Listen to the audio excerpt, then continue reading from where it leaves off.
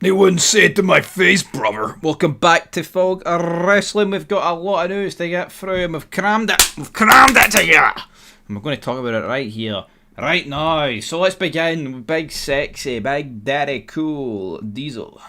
Kevin Nash has addressed backlash over his Javon Evans comments, and I quote, "You wouldn't tell me to shut the fuck up to my face," end of quote. Now back in February last month, or this year, it's passing by, man, we're all going to be dead soon, Kevin Nash stated, and I quote, "He's a little bit too Mr. Bojangles for me. I wish he was a little bit more urban," end quote. He then issued an apology and then deleted his comments, Kevin Nash. But he was speaking on his podcast, and this is what he had to say regarding to people who were commenting to him. And I quote, "He's basically a rookie Randy Moss. Like, this kid could have been a generational fucking talent. I guess the thing that pisses me off, all I want for the guy is to be used in a way, like, why is it, how off was I when I said they really wanted to showcase him? They put him with Offset. I mean, they could have put him with fucking Reba McEntire. She's got a name. To me, there's two things. There's urban, which is so stereotypical. I heard that numerous times. Then your alternative, which is rural. I think that for a young black man, kind of, hey, said, you know, I think that could have worked. Let me just say this, because I want to get this out and I'm done with it. I want to ask from, because all this is from, at least their photographs were of blacks that follow me or have something to do. This is on my ex. I saw more than 24 times. I thought you were one of the good ones. Good ones, what, motherfucker? Good ones, what? I'm saying to myself, you know what, man? You're right. Because when you get up in the morning and I look in the mirror and I say, you know what I want to be today? I want to be a better fucking human being. Oh no, let me sidestep that. I want to be a better Caucasian human being, because that's exactly how I fucking see myself. Well, man, you ain't going to be invited to the barbecue. Guess what, motherfucker? I got a grill at my house. I don't like going anywhere anyway. Everything that came at me for saying something that was absolutely not in any way said with any fucking malice or of any fucking racial fucking undertone. It was just said in a more analogy sense. And then you're like, man, just shut the fuck up, man. Leave it. Shut the fuck up. Just leave. Like, motherfucker, you wouldn't tell me to shut the fuck up to my face. I guess these people, because they follow you and they think that you give a fuck about how many people follow you, they don't think they'll get blocked. End of quote. So Kevin Nash kind of lost the head here, but again, like, I actually respect Kevin Nash in the sense of calling people out that are like abusing him and basically saying, here, we thought you were cool, we thought you weren't racist, yada yada yada, and he's called it out. Kevin Nash is not a racist, and anyone that thinks he is racist for labelling Javon Evans like Bojangles, they need their fucking head looked at, man. Right? They really, really do. Oh, he's not invited to the barbecue. That's such a cringe fucking saying. I've seen people say, oh, the Hardy Boys, they're essentially black, so they're invited to the barbecue. I think that part's pish. I think that's like the cringiest shit of all time.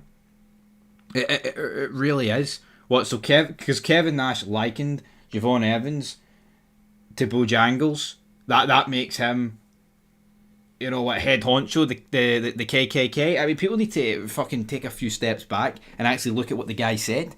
Now, Kevin Nash has lost the plot here. A lot of swear bombs, shut the fuck up. He's right. All these people on Twitter, the keyboard warriors, they wouldn't say it to his face. Of course they wouldn't. Kevin Nash, I mean, he's not 7 foot anymore. I'm sure he's lost a few inches, but here, at 66 or 67, whatever age he is, he'd still kick the majority of people's asses.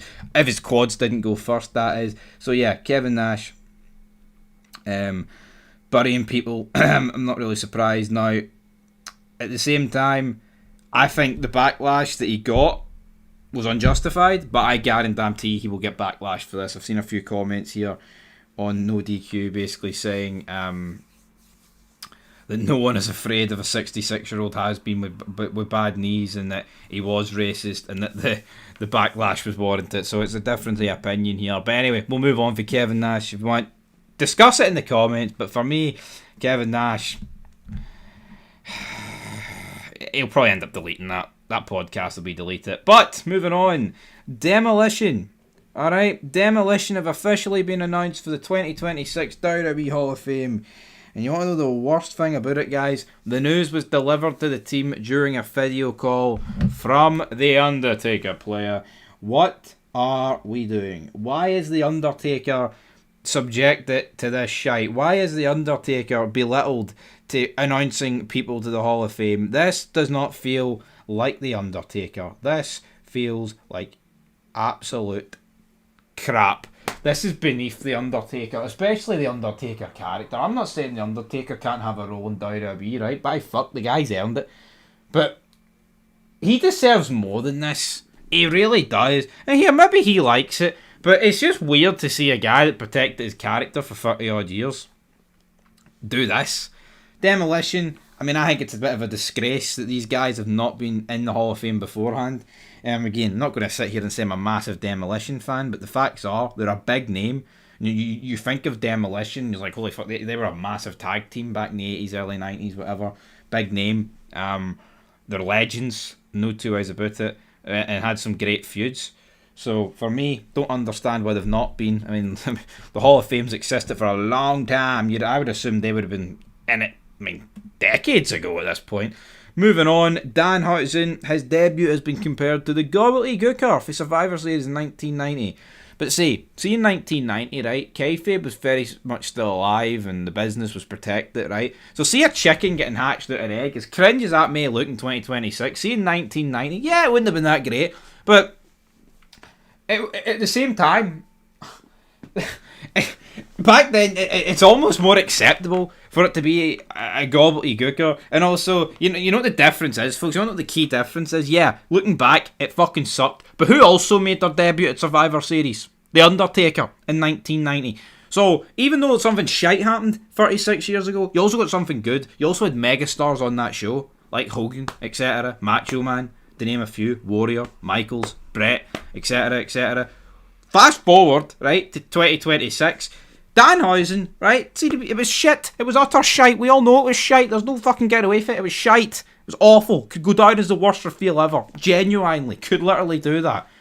But there's nothing else on the show. At least back in 1990, everything else was good. I mean, 2020, there was nothing on that show.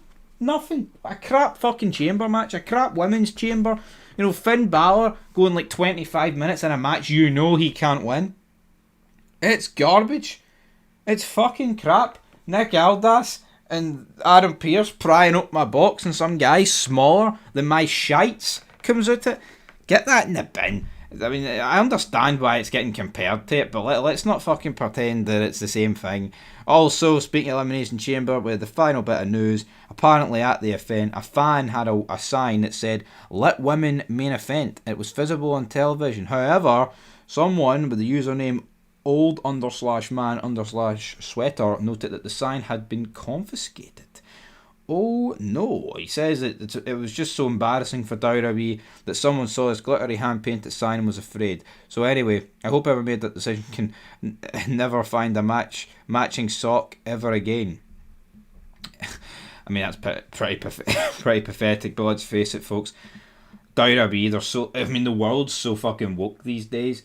Like, WWE, the sign, it paints them in a bad light, this sign being there. I mean, if this is 20, 30 years ago, no one cares. It's like Cheap Heat, essentially. Like, they probably would have got referenced on fucking camera. But now, oh no, it makes us look bad. We care about the women. We do. Pathetic. Anyway, leave your thoughts down below. Turn